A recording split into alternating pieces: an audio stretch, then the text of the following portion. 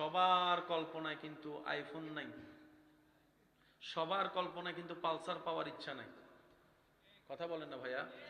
সবার কল্পনায় কিন্তু রেঞ্জ রোভার পাওয়ার ইচ্ছা নাই, সবার কল্পনায় আমেরিকা যাওয়ার ইচ্ছা নাই। কিন্তু সবার কল্পনায় পুরুষ নারী, বড় ছোট, ধনী গরিব, মোটা চিকন, সবার চাওয়া একটা, একটু সুখে থাকতে চাই, একটু সুখে থাকতে চাই, একটু শান্তিতে থাকতে চাই। বয়স হয়ে যাওয়ার পরে, দাদা নানা হওয়ার পরে, দাদি নানি হওয়ার পরে বলে নাতি নাতনিদেরকে নিয়ে শান্তিতে দুই বেলা বাক্যে একটু ঘুমাইতে চাই। আপনি কি খেয়াল করছেন যে বিভিন্ন চাওয়া এক জায়গায় গিয়ে আটকে যাচ্ছে? সবাই কি চাই? সুখে থাকতে চাই, শান্তিতে থাকতে চাই। আছে কেউ সুখে?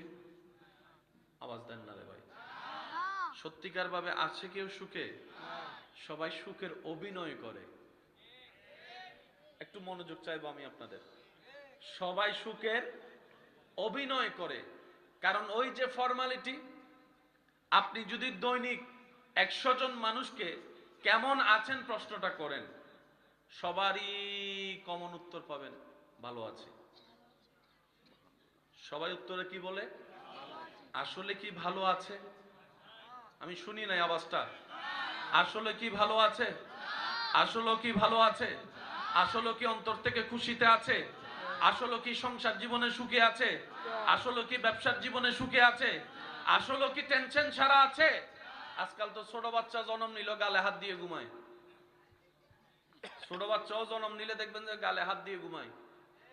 তার হাতে যেন গালে গিয়ে প্রমাণ করে দেয় টেনশনের দুনিয়ায় এসে আমি চলেই আসছি। সবাই সুখে থাকতে চায়, সবাই শান্তিতে বাঁচতে চায়, দাবি সবাই করে, খুঁজেও সবাই। আছে কয়জন? প্রশ্ন যখন আপনি ছুটবেন, চতুর্দিক থেকে চুপ ঘুরিয়ে যখন নিজেকে আয়নার সামনে দাঁড় করাবেন, আপনার মনে আপনাকে বলবে তোর বাড়ি আছে কিন্তু তোর সুখ নাই, তোর গাড়ি আছে কিন্তু তোর শান্তি নাই, তোর স্ত্রী আছে, স্বামী আছে, কিন্তু তোর ভিতরে প্রশান্তি নাই, তোর সম্পদ আছে কিন্তু তোর খাবারও আছে, অভাব নাই, কিন্তু তোর ভিতরে শান্তি নাই। এই শান্তিটা আসে কোত্থেকে? উত্তর সবার একটাই, আল্লাহর দরবার থেকেই আসে। প্রশ্নটা এবার রব্বুল আলামিনের দরবারে করেন, ইয়া রব, একটু সুখে থাকতে চাই, একটু শান্তিতে থাকতে চাই, আমাকে একটু দয়া করুন, ব্যবস্থা করে দিন। রব্বুল আলামিনের ফরমান, আমি আল্লাহ সুখ বানিয়েছি তো তোদের জন্য, আমি শান্তি বানিয়েছি তোদের জন্য, নে না তোরা নে।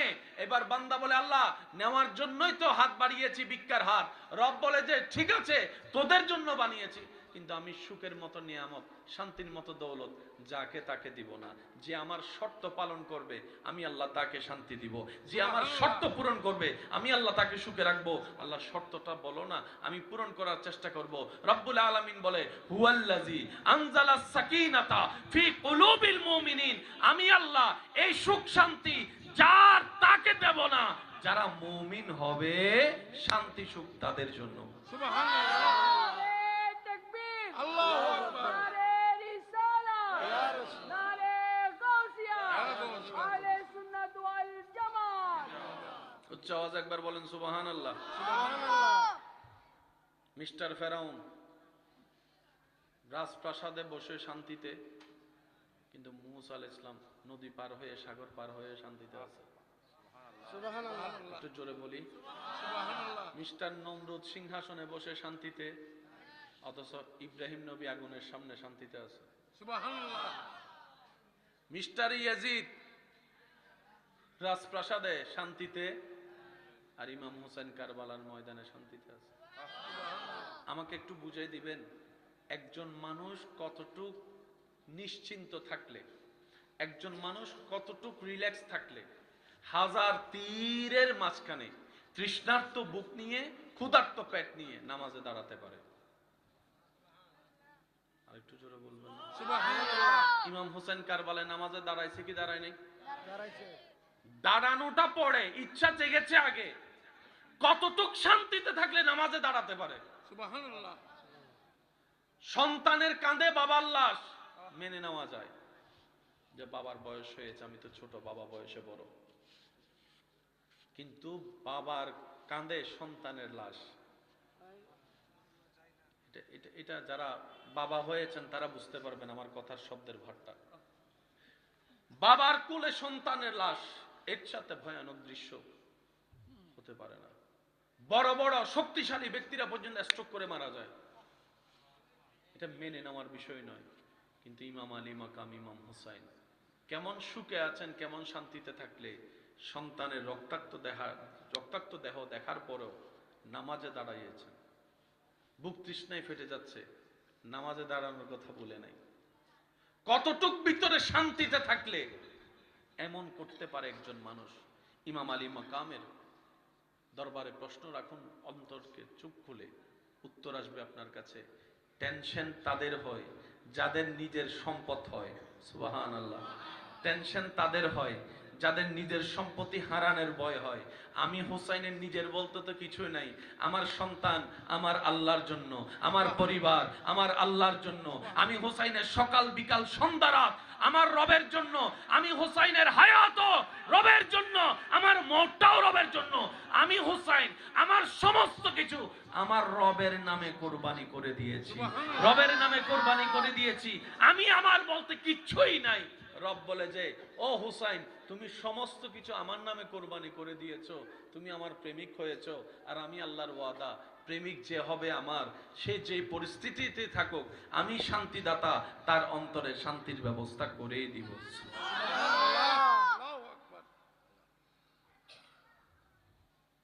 যতই কিছুই বলেন, ঘুমের চাইতে বড় নিয়ামত আর কিছু নামাতে। ঘুমুন্নান মজার নিয়ামত আর কিছু আছে না বাবা? ঘুম যখন একবার চলে আসে, আর সিরিঙ্গা হয়তো জুড়ো নেই, হয় না? তন্দ্রা যখন একবার চলে আসবে, জীবনী যখন একবার চলে আসবে, সেটা যখন ঘুমের পর্যায়ে যাবে, ইতারে যদি কেউ বলে ধর তোরা 10 লাখ টাকা দিছি ঘুমাইস না, ইতে বলবো যে তুই 20 লাখ টাকা ল, এখান থেকে যা। এসে কথা বলে না রে ভাই। শীতকালে ল্যাপের ভিতরে উষ্ণতা ফেলে সকালে উঠতে ইচ্ছে করে না। তখন যদি বলে যে তোর জন্য একটা ফালসার আনছি, তোর লই যা, ফালসার পরে রাখ, ঝড় তো লই, এখন ঘুম যাই। ঘুম এমন একটা নিয়ামত,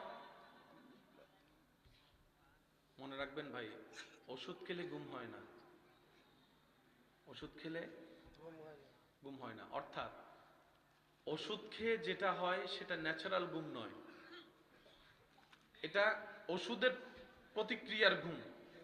সেজন্য ডাক্তাররা বলে বেশি ঘুমের ওষুধ খাওয়া যাবে বলেন না, বেশি ঘুমের ওষুধ খাওয়া যাবে। যে কোনো ফার্মেসিতে গিয়ে জিজ্ঞেস করেন, কেউ যদি আপনার কাছে ঘুমের ওষুধ চাই, আপনি কি দিবেন? উনি উত্তর দিবে, ডাক্তারের প্রেসক্রিপশন ছাড়া আমি নাভা দিতে পারবো, প্যারাসিটামল দিতে পারবো, ওই সিবিট দিতে পারবো, কিন্তু ভাই আমি ঘুমের ওষুধ দিতে পারবো না। কারণ এটাকে ড্রাগের সাথে সমতুল্য করা হয়, ড্রাগ মনে করা হয়। ঘুম ওষুধ দিয়ে হয় না, ঘুম আল্লাহর রহমত দিয়ে হয়। সুবহানাল্লাহ, একটু জোরে বলি সুবহানাল্লাহ। হযরত উযাইর আলাইহিস সালাম দিনের পর দিন দিনের পর দিন দিনের পর দিন দিনের পর দিন ঘুমাই গেছেন। সুবহানাল্লাহ বলা যাবে না রে ভাই? আর একটু জোরে বলেন না। ইব্রাহিম নবীকে আগুনে ফেলা হয়েছে, আল্লাহ তাআলা বলে কুলনা ইয়া নারু কুনি বারদান ওয়া সালামান আলা ইব্রাহিম। আগুনের ধর্ম জ্বালিয়ে ফেলা, কিন্তু রবের প্রেমিক যাওয়ার কারণে রবের হুকুমে আগুনটাও শীতল হয়েছে, যতটুক শীতলতা ওনার জন্য কল্যাণের ছিল। বলেন সুবহানাল্লাহ। একটু বোঝার চেষ্টা করবেন, কেন রবের পথে আসতে হবে? নিজে বাঁচার জন্য রবের পথে আসতে হবে। কেন রবের আইন মানতে হবে? নিজে শান্তিতে থাকার জন্য রবের আইন মানতে হবে। কেন নবী মুস্তাফা রহমাতুল্লিল আলামিনের আদর্শে চলতে হবে? নিজের জীবনে সুখের সন্ধান পাওয়ার জন্য, আলোর দেখা পাওয়ার জন্য নবীর সুন্নত পালন করতে হবে। নিজে বাঁচার জন্যই ইসলাম ধর্ম পালন করতে হবে। আমরা তো অনেক সময় মনে করি যে এটা জোর করা হচ্ছে। না ভাই, জোরাজোরি ইসলামে চলে না। ইসলাম প্রেমের ধর্ম, সেজন্য ইসলামের দরজা সবসময় খোলা থাকে।